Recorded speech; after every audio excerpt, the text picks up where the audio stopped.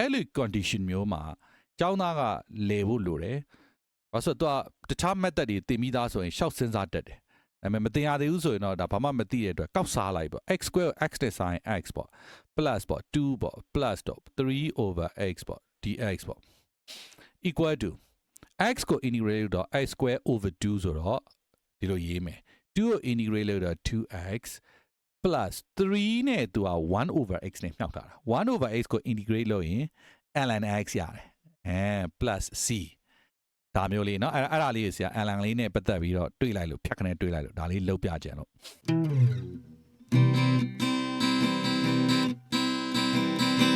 မင်္ဂလာပါဆရာရောဘယ်မှာဆရာဒီနေ့ဒီဗီဒီယိုမှာ fundamental functions ရဲ့ exponential functions ရဲ့ trigonometric functions ပေါ့နော်အဲ့ဒီအပြေကိုအခုခေါင်းစဉ်ရေးမထားပေမဲ့ပေါ့နော် chain rule reverse chain rule ပေါ့နော်အဲ့ဒါတွေအကုန်လုံးကိုဆရာ integrate လုပ်ပြမယ်ပေါ့နော်ဆရာဒီဗီဒီယိုမှာ integrate လုပ်မှာတော့ပါဆို technique ပိုင်းပေါ့နော်integration လုပ်တဲ့ technique ကိုပြောမှာပေါ့ဥပမာဆိုပါဆိုကြက်သွန်ဘယ်လိုခွာရလဲပေါ့နော်ခရမ်းညီတီဘယ်လိုလိရလဲပေါ့ဒါကိုပြောမှာပေါ့နော်concept ပိုင်းကတော့ तू ကကြက်သွန်ကိုဗမာအသုံးပြုမယ်ထောင်းပြီးသုံးပြုမှာလားစီတက်မှာလားဒါ concept တွေပေါ့နော်ဒါတွေကတော့ဆရာနောက်ထပ် video မှာဆရာကြည့်ရမှာပေါ့နော်technique ဆိုပေမဲ့လည်း technique ကလည်းအရေးကြီးတယ်အခြေခံကြတယ်အရေးကြီးတယ်နော်အခုမှစပြီးတော့လေ့လာတဲ့သူဆိုလို့ရှိရင်နော်တိတိကျကျဆရာကြည့်ရှုစေချင်တယ်ဘာလို့လဲဆိုတော့ဥမာကြက်သွန်တောင်မှကောင်းကောင်းမခွာတတ်ရင်လက်ဓာတ်ထိတာတို့ဘာလို့လဲဖြစ်နိုင်တာ哦เนาะဥမာနှာခေါင်းမှုန်တာတို့ဘာလို့လဲဖြစ်နိုင်တာ哦เนาะအဲ့တော့ဒီလိုအခြေခံ technique လေးတွေလည်းကျွမ်းကျွမ်းကျင်ကျင်ရှိဖို့လိုတယ်เนาะဒီမှာ fundamental functions ပါမယ် exponential function ပါမယ် trigonometric function ပါပြီး logarithmic လေးပါဆရာထည့်ပြီးတော့ပြောပြမယ်เนาะ chain rule reverse chain rule အခုဒီပုံစံတွေကိုဆရာဘယ်ကနေပြီးတော့ယူရလဲဆိုတော့ဒီ international baccalaureate လို့ခေါ်တဲ့ IB textbook တစ်ခုကနေဆရာယူရတာမြန်မာကျောင်းသားတွေနဲ့ဆရာ Celio Mel လို့ဆရာယူဆတဲ့အတွက်ကြောင့်မလို့ဒါကိုဆရာယူရခြင်းဖြစ်တယ်နော်โอเคဒါဆိုရင်ဆရာတို့စအောင်နော်စမယ်ဆိုတဲ့ခါကျတော့ဆရာကအခုဒီမှာဒီဟာလေးကိုရွှေ့လိုက်တယ်ပေါ့နော်ဒီ 1ABCD ဒါလေးကိုဆရာအရင်ဆုံးဆရာရှင်းပြမယ်ဆိုတော့ fundamental function ဆရာအရှက်ဗီဒီယိုမှာဆရာပြောခဲ့ပြီးတခုရှိတယ်ပေါ့နော်ဥပမာဆိုကြပါစို့ A ပေါ့နော်သူက integration လုပ်တယ်ဆိုတာတော့ power 1ပေါင်းပြီး power အသစ်နဲ့စားပေါ့နော်ဆိုတော့ 1A integral tan dx ပေါ့ integral tan dx ဆိုတော့ equals ပေါ့နော်တော့ဘာရလဲဆိုတော့ tan x plus arbitrary constant c တော့ထည့်ဖို့မမေ့နဲ့အဓိပ္ပာယ်ပြောင်းသွားလိမ့်မယ် concept ပြောင်းသွားလိမ့်မယ်เนาะအဲ့ဒါမပါဘူးဆိုရင်ဟုတ်ပြီဒါ indefinite integral မှာဒါတော့ရှောက်ထည့်ရမှာเนาะဆိုတော့ tan x ကဘယ်လိုထွက်သွားတာလဲပေါ့ဒါ k dx ဆိုရင်ဆရာ k x ထွက်တယ်ဆိုတာ share ဗီဒီယိုမှာဆရာ formula ပြောအခုဒါ formula မဟုတ်ဘဲနဲ့ဆရာတို့နည်းနည်းလေးစဉ်းစားကြည့်မယ် tan ပေါ့ဒီကောင်ကဒီ x function ဒီ differential က x ပေါ့အဲ့တော့သူ့ရဲ့ function က x is raised to the 0ဆရာထည့်လိုက်မယ်သူက1ပဲပေါ့အဲ့တော့သူက x power က power 1ပေါင်းဆိုတော့ tan ရဲ့ power 1ပေါင်းဆိုတော့1ဖြစ်သွားတာပေါ့အဲ့ new power နဲ့စားဆို1နဲ့စားပေါ့ arbitrary constant c ပေါ့အဲ့ဒီ1နေရာဆရာတို့ကပေါ်ပြစရာမလိုဘူးဖြစ်တဲ့အတွက် tan x plus c ဆိုပြီးဆရာတို့ရမယ်ဒီဖြေကိုတန်းရတာပေါ့နော်အဲကြောင့်မလို့ဆရာတို့က integral pi dx ဆိုရင်လည်းအဖြေတန်းရေးလို့ရတယ် pi x ပေါ့နော် integral 1/3 dx ဆိုလို့ရှိရင်လည်းအဖြေတန်းရေးလို့ရတယ် 1/3 x ပေါ့နော်အစရှိသည်ဖြင့်ဆရာတို့ဒီလိုမျိုးမှတ်ထားလိုက်ရပါတယ်နော်နောက်တစ်ခုကကြာတော့ဆရာတို့ b လေးကိုဆရာတို့ကြည့်အောင် 1b လေးကိုကြည့်မယ် 1b 0 integral 0.6 x square dx ပေါ့equals power 0.6 က constant မှာရင်းထားပါတော့ power ကို1ပေါင်းတော့ x is raised to the 3ပေါ့b8 new power နဲ့ဆိုတော့3ပေါ့နော် plus c ပေါ့0.6 နဲ့သူ့ကိုလမ်းခြေလိုက်တော့ 0.2 ရမှာပေါ့x is raised to the 3 plus c ပေါ့ဟုတ်ပြီနံပါတ် c ကိုဆရာကြည့်အောင် integral x is raised to the power 5 dx ပေါ့ power 1ပေါင်းလိုက်တော့ x power 6ပေါ့6ကိုဒီလိုလာစားလေးရတယ်เนาะတူတူပါပဲလှတပတာကြိုက်တယ်ဆိုရင်တော့1 over 6ဆိုပြီးတော့တက်ခွဲပြီးအဖြေပေးတာပေါ့เนาะဒါကတော့ဆရာတို့ဆိုရင်တော့ sorry လှတပတာကြိုက်တဲ့သူတွေဆိုတော့အဲ့လိုမျိုးလေးတွေဆရာတို့အဖြေပေးတာတော့မှเนาะအတိတ်ပဲကတော့တူတူပဲတန်ဖို့ကတော့တူတူပဲအဖြေကိုလှပပေးတာကိုပို့ပြီးတော့နှစ်သက်တယ်ဆိုတော့ d ကိုကြည့်ရ integral 7 minus 2x dx ပေါ့အဲ့တော့ function ကလေနှစ်ခုတည်လားတော့ 7 dx ကတခု integral 2x dx ကတခုပေါ့ equals ဘာဖြစ်လဲဆိုတော့အဲ့7ကို integrate တော့ 7x ပေါ့ minus 2x ကို integrate တော့ 2ပေါ့ power ကို1ပေါင်းလိုက်တော့ square သူ့ကို2နဲ့စားလိုက်မယ် plus c ပေါ့အဲ့တော့ဒီလိုခြေလိုက်မယ်ဆိုရင် equals 7x minus a square plus c ဆိုပြီးရတယ် အဲ့တော့ဒီ step ကြီးရတော့ဆရာဒါအခုဆက်စကြီးမလို့ဒါထည့်ပြတာဒါကြီးကမလိုပါဘူးတလားဒီစစ်ကနေဒီစစ်ကိုဆရာတန်းသွားလို့ရတယ်နော် function တွေကိုဆရာတို့ separate လုပ်ပြီးတော့ခွဲပြီးတော့ integrate လုပ်လို့ရရိတ်လို့ရတယ်ပေါ့မြန်မာလိုလွယ်ပြောရင်တော့ဆိုတော့အဲ့ဒါလေးဆရာသိစေချင်တာပါဟုတ်ပြီအဲ့တော့ A B C D ပြီးသွားတော့ဆရာတို့ E လေးဆရာတစ်ချက်တွက်ပြမယ်E မတွက်တော့ E ကဆရာခုနတွက်သွားတဲ့ဟာနဲ့ပုံစံတူဖြစ်ဒီထဲမှာဆရာအကုန်လုံးတော့တွက်မှာမဟုတ်ဘူးနော်ကောင်းတို့ရပုံစံတူလေးတွေတော့ကောင်းတို့ရလေးတွက်မယ်ပုံစံတူလေးတွေခြံခဲ့မယ်ပေါ့အဲ့တော့ဆရာနံပါတ် G လေးကိုဆရာတစ်ချက်တွက်ပြမယ်ကြည့်နော် G က integral negative x နော်ပြီးရ plus 3x square over 4 plus 0.5ပေါ့နော် dx ပေါ့ equals အဲ့တော့ negative x square over 2ပေါ့နော်ပါဒီမှာ power 1ရှိနေတာသူတစ်ပေါင်းလိုက်တော့ 2x new power နဲ့စားတာဒီလိုရတယ်ပေါ့နော်ပြီး plus 3 over 4ပေါ့ power ကတစ်ပေါင်းလိုက်တော့ 3x new power စားတယ်3နဲ့စားဆို1တက်နဲ့မြောက်တာအဲဒီလိုနားလဲရ plus 0.5x plus c ပေါ့ဒီ3နဲ့3နဲ့ဒီလိုခြေပြီး negative 1 over 2 x square ပြီး plus 1 over 4 x cube plus 0.5x plus c ဒါ final answer ပေါ့ဒါအဖြေပေါ့ကျန်တဲ့ HDI နေကတော့ကြည့်ရှုသူတွေနဲ့ကိုယ်တိုင် attempt ပေါ့နော်စူးစမ်းကြည့်စေချင်တယ်ဘာလို့ပုံစံတူသွားတယ်ဖြစ်တဲ့အတွက်ကြောင့်မလို့နော်ဟုတ်ပြီဒါနံပါတ်2လေးကိုဆရာဒီတစ်ခါတွက်ပြမယ်နံပါတ်2လေးကကြတော့သူက differentiate လုပ်ခိုင်းတယ် B မှာ integrate လုပ်ခိုင်းတယ်နော်နှစ်ခုမေ့သွားမှာဆိုလို့ review လုပ်ပေးတဲ့စေတနာပေါ့လေfx equal to သူက a square minus x over 3 plus 4ပေါ့သူကဒါ differentiate လုပ်မယ်ဆိုရင် f prime of x equals ပေါ့နော် differentiate လုပ်မယ်ဆိုရင် power ကိုရှေ့ချလိုက်မယ်တစ်ထပ်လျှော့လိုက်မယ် minus 1 third နော်1 third x ကို differentiate လုပ်တာ1 third ပေါ့ဒါကတော့ differentiate လုပ်တာရှိတ်တာကဲဒီတစ်ခါရိပ်မယ် integral ဘယ်သူလဲဆိုတော့ x square minus x over 3 plus 4 dx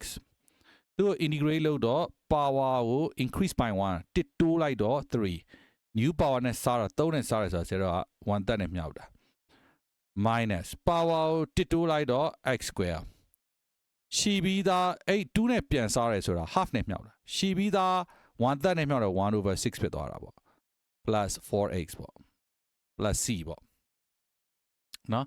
ဒီ2ကတော့သူက differentiation နဲ့ integration မတူဘူးလုံးထုံးလုံးနီးမတူဘူးဆိုတာကိုသိစေချင်လို့review လုပ်ပေးတဲ့စေတနာနဲ့ထည့်ထားရလေဆရာတော့မြင်တယ်နောက်တစ်ခါ3ab ဆရာကြော်လိုက်မယ်4ကြော်လိုက်မယ်အခုဆရာ5လေးဆရာတွက်ပြမယ်5လေးတွက်ပြမယ်ဆိုတော့ဆရာတို့ trigonometric functions တွေပါလာပြီ trigonometric functions တွေပါလာတော့ဆရာတို့က trigonometric functions တွေနဲ့ပတ်သက်ပြီးတော့ပြန်ပြီးတော့ရှိတ်တာရိတ်တာကိုဆရာဒီမှာပြောပြမယ် formula ကိုဟုတ်ပြီအဲ့တော့ဆရာတို့ဒီမှာ ddx of ဆရာတို့ဒီမှာ sin x ကိုဆရာတို့ differentiate လုပ်တယ်။ဘာရလဲဆိုတော့ cos x ရတယ်။ဟုတ်ပြီ ddx of နော် cosine x ကို differentiate လုပ်ရင် minus sin x ရတယ်။ဟုတ်ပြီ ddx of tangent x ကို differentiate လုပ်ပြီဆိုလို့ရှိရင်ဆရာတို့ secant square x ရမယ်။ ddx of နော်cotangent x ကို differentiate လုပ်မယ်ဆိုရင် minus cosecant square x ရမယ် ddx of secant x ကို differentiate လုပ်တာ secant x tangent x ရမယ်နော်အဲ့တော့ ddx of နော် cosecant x differentiate လုပ်ရင် minus cosecant x cotangent x ရမယ်အဲ့တော့ဆရာတို့အဓိကပြောချင်တာဒီ differentiation ကိုဆရာဘာကြောင့်ဒီလိုတွေပြောပြနေလဲဆိုတော့သူ့ရဲ့ပြောင်းပြန် anti differentiation အဲ့ဒါဒီ integration ဖြစ်တဲ့အတွက်အခုရလာတဲ့ result တွေအကုန်လုံးကိုဆရာတို့ integrate လုပ်လိုက်ရင်ဒီဘက်က function တွေဆရာတို့ပြန်ရမှာပေါ့နော်ဆိုတော့ဟုတ်ပြီအဲ့တော့အဲ့ဒါတွေပြန်ရမယ်ဆိုတော့ဆရာတို့ဒီမှာရေးကြည့်မယ်ဘယ်လိုရေးမလဲဆိုတော့ကလိုက်မယ်ရေးတော့ integral cosine x ပေါ့dx ဆိုရင် cosine ကို integrate လုပ်ရင် sin x indefinite integral ဖြစ်တဲ့အတွက် plus arbitrary constant c ပြီးတော့ integral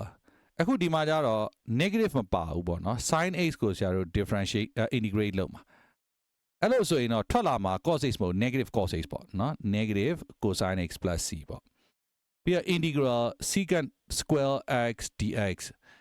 equals ဘာထွက်မလဲဆိုတော့ဒီဘက်က tangent x plus c ထွက်တာပေါ့ဟုတ်ပြီအလားတူပဲဆရာတို့ကဒီမှာ integral cosecant square x dx ဒီကောင်ကိုဆရာ integrate လုပ်လိုက်တယ်ဟိုဘက်က negative cot x plus c ထွက်သွားမယ်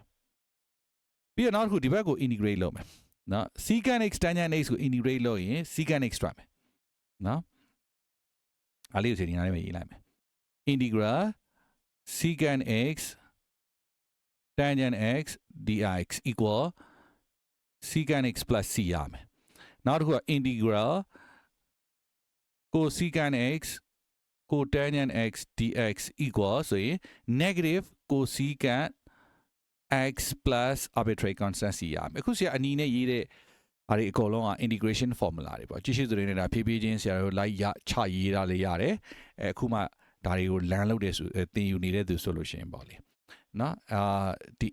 trigonometric integration formula ဆိုပြီး Google မှာရိုက်ရှာလိုက်လဲ image နဲ့အများကြီးထွက်လာပါလိမ့်မယ်ဒါကတော့ဆရာတမင်သက်သက် differentiation ကိုပါ review လုပ်ချင်လို့အပြန်အလှန်ပြောပြတာအပြန်လှန်ပြောပြရဲဆိုရဲရည်ရွယ်ချက်ကလည်းဆရာကနောက်တစ်ခုရှိသေးတယ်အဲ့ဒါပါဆို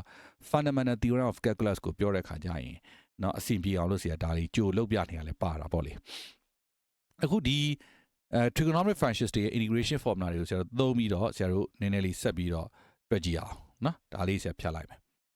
ဟုတ်ပြီအဲ့တော့ဆရာတို့ဒီမှာ number 5ပေါ့နော် number 5ကိုဆရာတွေ့ကြည့်မယ်အဲ့တော့ number 5ကိုတွက်မယ်ဆိုရင် 5a integral 2 sin x dx equal to sin ကို integrate လုပ်ရင် minus cos ဆိုတော့ minus 2 cosine x plus c ရတာပေါ့ပြီးနောက်တစ်ခု integral 4 cosine x dx ဆိုလို့ရှိရင်ရောအဲ့တော့ cosine ဆို integrate လို့ sin ထွက်တယ်ဆိုတော့ 4 sin x plus c ပေါ့ဟုတ်ပြီ integral နောက်တစ်ခုကကြတော့ sin x over 3 dx ပေါ့ equal to ဟုတ်ပြီတော့ 1 တက်ပေါ့ sin ကို integrate လို့ minus cos ဖြစ်တဲ့အတွက်အရှိက minus ကိုဒီမှာတင်ထားလိုက်မယ် cosine x plus c ပေါ့ very simple ပါနော် integrate လုပ်ရတာလွယ်ပါတယ် integral ဒီတစ်ခါ3 over cosine square x dx cosine square ဆိုတာကလေသူကဘသူရဲ့ reciprocal ဆို secant ပေါ့နော်အဲ့ဒါဆိုဆရာဒါလေးတစ်ခုပြင်ရေးရမှာနော်3 secant square x dx ပေါ့အဲ့တော့ formula ရဆိုလို့ရှိရင်3 tangent ကို shape တော့ secant square ထွက်ခဲ့တယ် secant square ကိုရိတ်တော့ tangent ပြန်ထွက်မှာပေါ့နော် tangent x plus c ဒီလိုထွက်သွားမယ် okay that's it နော်ဒါက trigonometric integration ပေါ့ဟုတ်ပြီအဲ့တော့ဆရာဒါလေးတစ်ချက်ပြန်ဖြတ်လိုက်မယ်နောက်တစ်ခု6ကိုကြည့်အောင်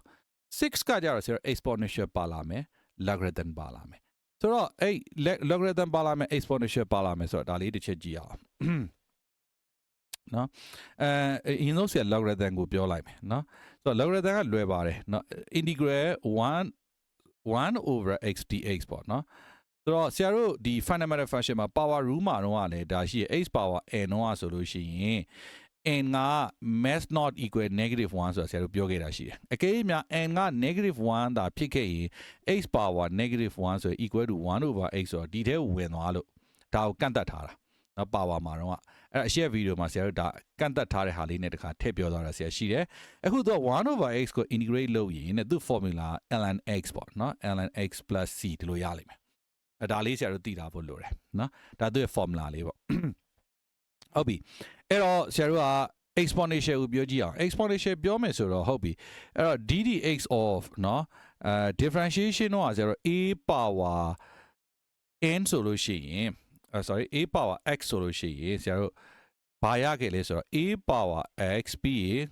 ln a ပေါ့နော်ဒီ formula ကြီးထွက်လာတာတွေကတော့ရှိတယ်ပေါ့နော်အလင်းတင်းလို့ဆရာတွက်ပြမယ်ဆိုတော့ဟုတ်ပြီအဲ့တော့သူ့ကို integrate ပြန်လုပ်ကြမယ်ဟေးဆိုလို့ရှိရင်เนาะ integral a power x dx ဆိုပြီးဆရာ integrate လုပ်မယ်ဆိုရင်เนาะဘာလို့လဲဆိုတော့ဒီဘက်က function a power x ပဲထွက်လိမ့်မယ် a power x ပဲထွက်လိမ့်မယ်ဒါပေမဲ့ ln a ဆိုတဲ့ constant ကဒီဘက်မှာအစားအနေနဲ့ဝင်လာမယ် ln a တွေ့လားရှိတ်တုံးကတော့အမြောက်အနေနဲ့ရှိခဲ့တဲ့ကောင်အခုရိတ်တော့အစားအနေနဲ့ပြန်ရှိသွားတယ်ဒါလေးဆရာတို့သိထားဖို့လိုဒီ concept လေးပေါ့နော်အဲ့တော့ဆရာတို့က a နေရာမှာ let ပေါ့နော် a နေရာမှာ e ကိုဆရာတို့အစားထိုးကြည့်အောင်အဲ့ဒါဆို integral e power x dx ဆိုရင် equal to 1 over ln e ပေါ့ plus e power sorry multiply ပေါ့နော် e power x plus c ပေါ့အဲ့တော့ဘာဖြစ်လဲဆိုတော့ ln e ဆို1မယ်အဲ့တော့ဒီတစ်ခုလုံးက1ဖြစ်သွားတယ် equals e power x plus c ဖြစ်သွားတယ် that's all နော်အဲ့ဒီ formula နှစ်ခုကိုဆရာတို့ကင်ပြီးတော့အခုဒီပုဒ်စာလေးဆရာတို့တွေ့ကြည့်အောင်နော်ဟုတ်ပြီအဲ့တော့7ရဲ့ a อ่ะဆရာတို့ဘာကိုပေးထားလဲဆို integral 2e to the power 3x dx equals တဲ့ဆိုတော့2ပေါ့နော် e power 3x ကို integral e power 3x ပဲထွက်မယ်အဲ့နေရာမှာဆရာတခုနော် chain rule နဲ့ reverse chain rule လည်းဆရာပြောဖို့လိုလာတော့ဒါလေးအခုနေမှာနည်းနည်းလေးပြန်ပြောမယ်နော်သူကဒီလိုကွာ integral ဆရာတို့က ax plus နော် b power n dx ဆိုလို့ရှိရင်သူ့ရဲ့အဖြေကဘာထွက်မလဲဆိုတော့ဒီကောင်ကတော့ဆရာတို့ကနော် linear function ဖြစ်ရမှာပေါ့နော် linear function ax plus b ပဲဖြစ်ရမယ်သူတို့က 2x minus 3 4x plus 5အကုန်ဖြစ်လို့ရတယ်နော်အဲ့ဒါဆိုရင်တော့ဆရာတို့ဘာရမလဲဆိုတော့ ax plus b power m plus 1 power တစ်ပေါင်းမယ်အဲ့ဒီ power နဲ့ပဲဆရာတို့စားမယ်ဒါပေမဲ့ x ရဲ့မြောက်ဖော်ကိန်းဒီ a နဲ့ပါပြန်စားပေးရမယ် differentiate လုပ်တော့ကတော့အဲ့ဒီ a ကိုဆရာတို့ကဘာလုပ်တာဆိုပြန်မြောက်ပေးရတယ်သူ့ကိုရှိရင်သူပဲပြန်ထွက်တာကို ax ကိုရှိရင် a ပဲထွက်တာပြန်မြောက်ပေးဒီမှာတော့ဆရာတို့ကပြန်စားပေးရမယ်နော်အဲ့ဒါလေးအဲ့ဒီ formula လေးလဲဆရာတို့ဒါ chain rule reverse chain rule လို့ခေါ်တာပေါ့နော်ဒါလေးလေးဆရာကိုမှတ်သားထားပေးပါအဲ့တော့အဲ့ဒါတွေအခုမှတ်သားထားပြီး formula လေးဆရာအကုန်အခုပြောပြီးဖြစ်တဲ့အတွက်ပုံစံတွေတောက်လျှောက်ပြစုံတွက်လို့ရပြီအခုဒီမှာ2ကတော့ဒီတိုင်းပဲ e power 3x ကို integrate လို့ e power 3x ပဲ x တလုံးနဲ့မဟုတ်တဲ့အတွက်ဒီ x ရဲ့မြောက်ပေါ်ကိ3နဲ့ဆရာတို့ပြန်စားပေးရမှာပေါ့အဲဒီလိုပုံစံနဲ့ဆရာတို့လာမယ် final answer တော့ဒီလိုရေးလို့ရတယ် to that e power 3x plus c that's it okay အဲ့တော့ဆရာနောက်ထပ်တစ်ခုဆရာတွက်ကြည့်မယ် b integral 2 sin 5d dt ပေါ့အဲ့တော့ဆရာတို့က sin ကို integrate လုပ်ရင် minus cos ပေါ့နော်အဲ့တော့ minus 2 cosine 5d ပေါ့အဲ့တော့ sin ရဲ့နောက်မှာလေသူ့ရဲ့ variable ကတလုံးနဲ့မဟုတ်ဘူး 5d ဆိုတဲ့ linear ပုံစံဖြစ်နေတော့ t ရဲ့မြောက်ဖော်ကိန်း5နဲ့ဒီလိုပြန်စားပေးရမယ် plus c ပေါ့နော်အဲ့ဒါကိုလှတပတဖြစ်ထုတ်တော့ negative 2 over 5 cosine 5d plus c ပေါ့ပြောချင်တာကဒီလိုပါ sin ax plus b ပေါ့ integrate လုပ်မယ် dx ပေါ့အဲ့ဒါမျိုးဆိုလို့ရှိရင်ဒါ formula เนาะအဲ့ sin x တလုံးနဲ့မဟုတ်တော့ဘူးပေါ့เนาะအနောက်က linear ပါလာရင်အဲ့ x ရဲ့မြောက်ဘက်ကြီး a နဲ့ပြန်စားပေးရမယ် trigonometric function အားလုံးဒီတိုင်းပဲသွားမယ်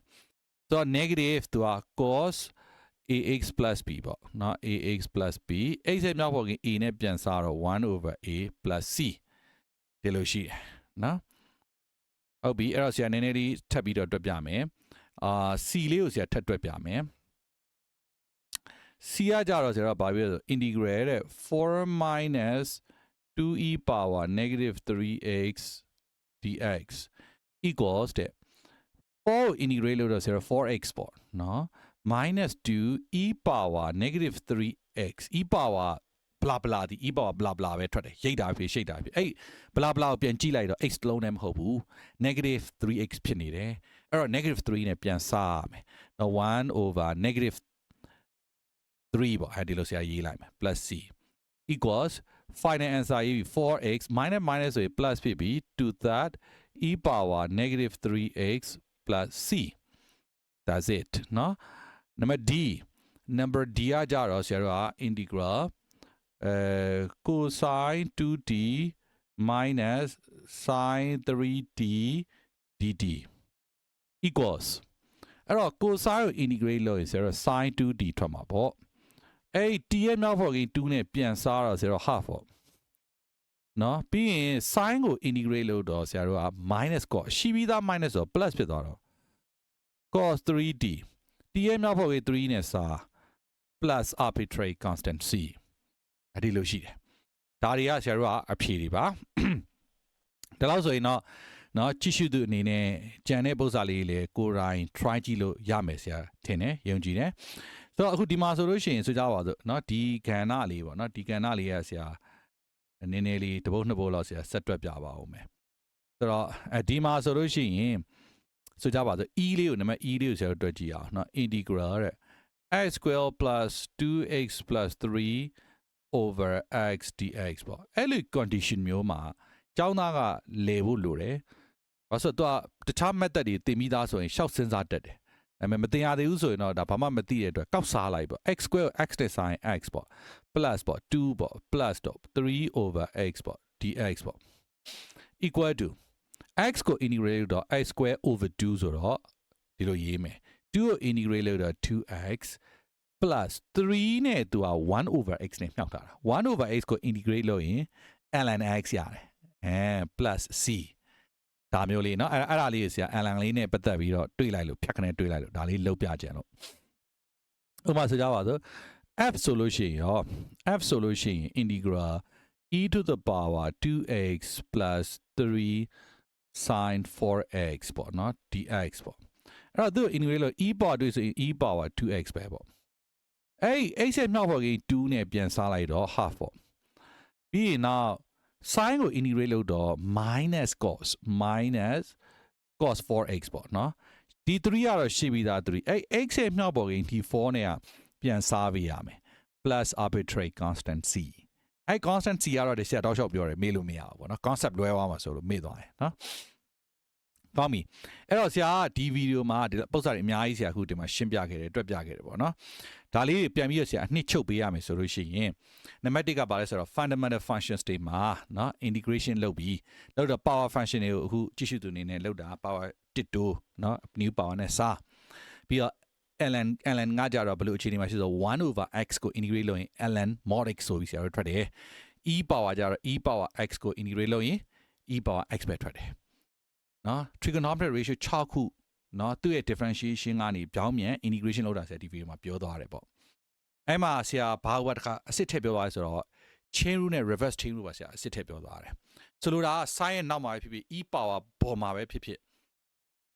x လုံးနဲ့မဟုတ်ဘဲနဲ့ဥမာ 2x ဖြစ်စေ 2x minus 3ဖြစ်စေ linear ပုံစံဖြစ်လာရဆိုရင်အဲ့ x ရဲ့မြောက်ပေါ်ကိန်းနဲ့ပြန်ပြန်စားပေးရရှေ့တုန်းကတော့ differentiate လုပ်တော့ပြန်ပြန်မြောက်ပေးရတာ